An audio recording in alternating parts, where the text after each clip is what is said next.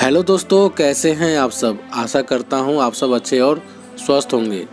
तो दोस्तों, आज की हमारी कहानी काफ़ी इंटरेस्टिंग होने वाली है, तो प्लीज़ वीडियो को एंड तक ज़रूर देखिए। तो चलिए आज की कहानी को हम शुरू करते हैं। खुशियों का खाता। 1 साल की डेटिंग के बाद आखिरकार आज उसकी शादी हो ही गई। अंजलि आज बहुत ज़्यादा खुश थी। उसकी नई ज़िंदगी की शुरुआत थी। शादी की सारी रस्में खत्म हो गई थी और अंत में एक वेडिंग पार्टी ऑर्गेनाइज की गई थी। शादी के कीमती से कीमती तोहफे उन्हें मिले थे, लेकिन माँ ने कुछ अलग ही तोहफा अंजलि को दिया था। माँ ने अंजलि को एक नई बैंक की पासबुक दी और कहा, बेटा, ये सेविंग अकाउंट मैंने तुम्हारे नाम पर खोला है और इसमें 1 लाख जमा कर दिए हैं। माँ ने आगे कहा, मेरी प्यारी बेटी, इस पासबुक को लो और इसे अपनी शादी की उन खूबसूरत यादों की तरह रखना जो तुम्हें ज़िंदगी भर याद रहे। जब जब कुछ अच्छा और यादगार तुम्हारी ज़िंदगी में घटे तो इसमें कुछ रकम जमा कर दिया करना, और यह रकम किस कारण से जमा कर रही हो वो ज़रूर मेंशन करना। जितनी ज़्यादा खुशी का दिन होगा उतने ज़्यादा पैसे तुम इसमें जमा कर सकती हो। पहली राशि मैंने तुम्हारे लिए जमा कर दी है, अब इसे आगे तुम अपने पति के साथ बढ़ाना, और जब कई सालों बाद तुम इसे देखोगे तो तुम्हें पता चलेगा कि तुमने अपने जीवन में एक दूसरे के साथ कितने खुशी के पल साथ में जिए हैं। अंजलि ने बाद में यह बात अपने पति को भी बताई। दोनों को ही यह सुझाव बड़ा ही पसंद आया और अब वह दोनों ही उस वक्त का इंतज़ार करने लगे जब इस खाते में कुछ पैसे जमा कराए पाए। महीनों बाद उनकी पासबुक कुछ इस तरह से दिखने लगी। 19 जनवरी 10,000 शादी के बाद पति का पहला बर्थडे मनाया। 27 फरवरी 20,000 पत्नी को नौकरी मिली। 25 मई 20,000 वोकेशन शिमला में। 3 जून 50,000 पत्नी प्रेग्नेंट हुई।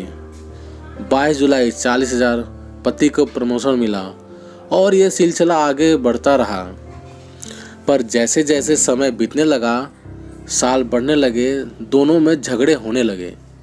छोटी छोटी बातों पर वे अक्सर एक दूसरे के साथ बहस करते, कभी कभी बिना बात के ही झगड़ा करने लगते। धीरे धीरे दोनों के बीच बातें बंद हो गई। वो दोनों ही अब अपने शादी के फैसले पर पछताने लगे। दोनों को ही ऐसा लगने लगा कि उन्होंने दुनिया के सबसे घटिया इंसान से शादी की है। शायद उनके बीच का वह प्यार कहीं गुम हो गया जो पहले था। एक दिन अंजलि ने अपनी माँ से बात की। माँ, अब हम साथ नहीं रह सकते। हम दोनों ने ही यह फैसला लिया है कि अब तलाक लेकर अलग हो जाएंगे।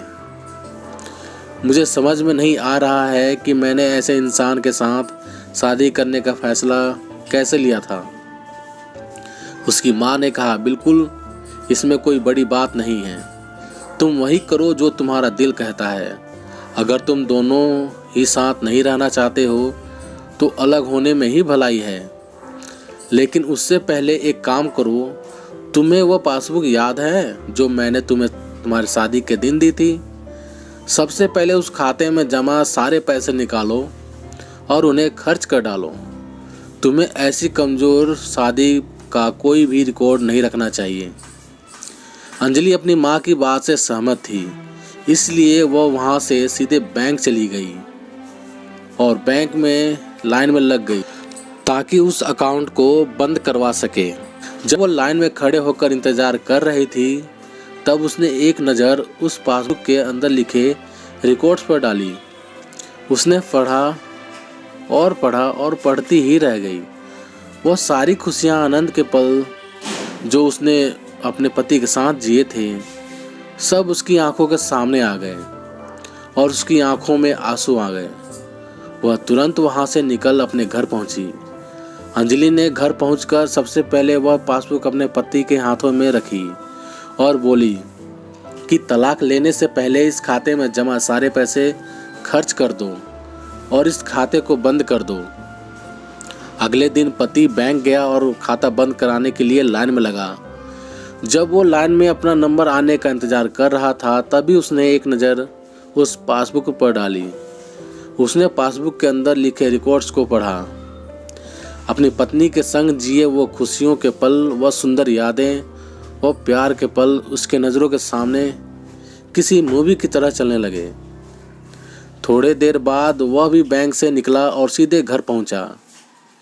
घर पहुंचकर पासबुक उसने अंजलि के हाथ में रख दी।